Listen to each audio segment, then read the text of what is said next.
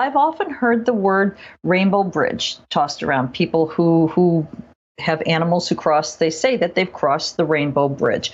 What are your thoughts on the veil in general, the rainbow bridge itself, just what it's like for an animal as opposed to a human to cross over to the so-called other side? I think it's really similar. And I think there's just like 1 degree of separation between the two.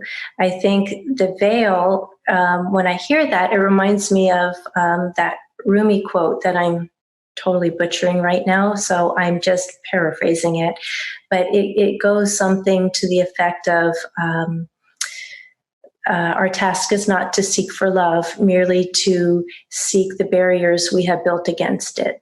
And when I think of the veil, I think of the barriers that we have built against being able to sense and perceive energy that is our birthright to be able to be in relationship. So the veil is more of a filter of perception. And the truth is that energy is always there. That energy of your loved ones, your dog, your cat, your grandma, your child, all of those energies are always here for us because life really is eternal and life is the equivalent of love.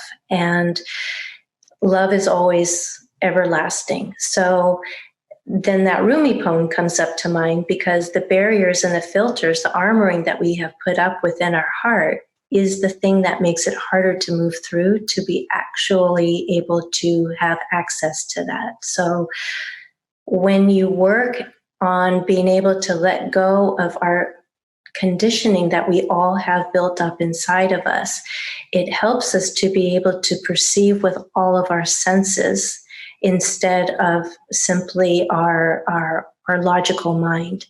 And then when you talk about the rainbow bridge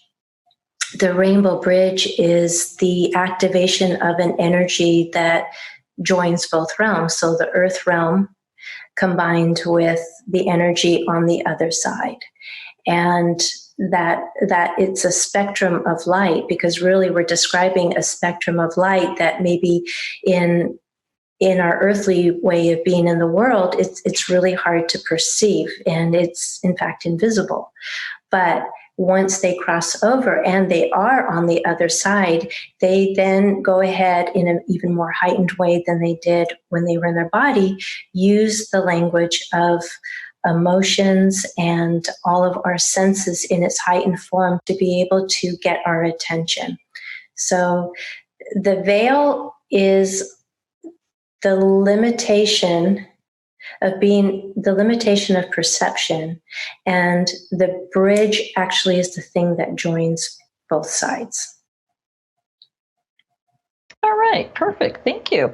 Now, I'm wondering too, do animals go to the same place, I guess, for lack of a better way to say that, as humans?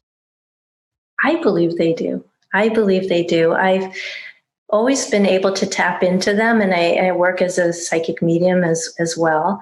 And I always find when we fully show up and we bring the fullness of our presence to the intention to communicate, we can find them. And animals are so incredibly loving, and they go to an energy where they're just complete and utter love. And they've always been that. And I feel like they forget less of that than we do as humans.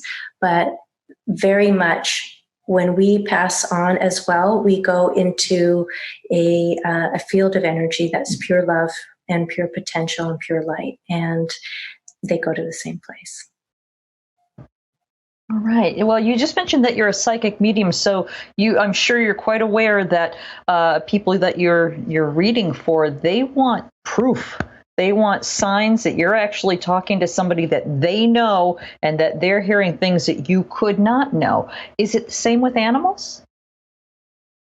Oh, very much. They give a lot of signs that you could not have any preconceived knowledge of. I worked with a beautiful golden retriever on the other side, and there obviously his people were crushed, and they just wanted to hear messages from him.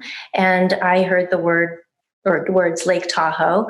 And I mentioned that to them, and they said that they just got his ashes and they were getting ready to go to Lake Tahoe to release his ashes because that was his favorite place to be, and they had a cabin up there.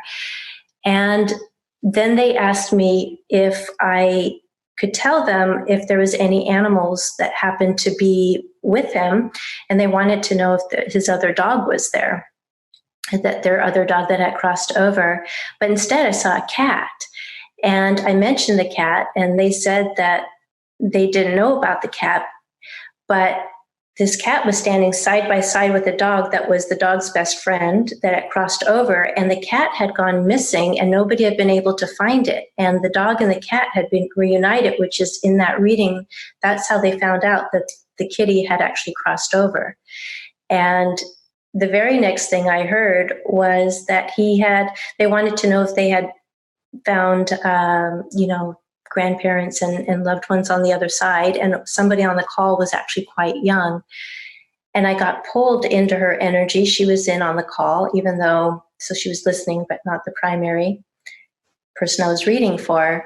And I felt this really sweet pull to somebody she loved on the other side. And my logical mind kicked in, and I thought, she's too young to have somebody on the other side. But this dog is showing me he's very much with this person. And it turned out her significant other, her boyfriend, had passed just a few months before. And the last thing she said to the golden retriever before he passed was to go find this person. And I could see the dog with this person on the other side that was actually quite young. And it was actually just a very heartwarming reading. Thanks for listening. Check out Castle Gate, a novel based on my own ancestral healing journey, at lisabonis.com. In 1921, 4 men set off from Scotland to the United States. Will Garrock, his brother Pete, his son Willie, and his nephew Thomas, all coal miners. They left behind the miners' rows and the nationwide mining strike with its soup kitchens. Their destination was Castle Gate, Utah, where they had kin to welcome them before sending for their wives and children. They prospered in America, working in one of the finest mines in Utah. Until that tragic day, March 8th, 1924. Disaster struck. 3 explosions, trapping 171 men inside. Rescue crews worked tirelessly for days, but sadly, they could not save a soul. Women were widowed and children were orphaned, and some never recovered from their broken hearts. Castle Gate is the true and tragic saga of a Scottish family whose dreams of finding their fortunes in the bountiful coal mines of Castle Gate, Utah during the Prohibition era explode in one of the most devastating mine disasters in American history. Learn more at lisabonis.com.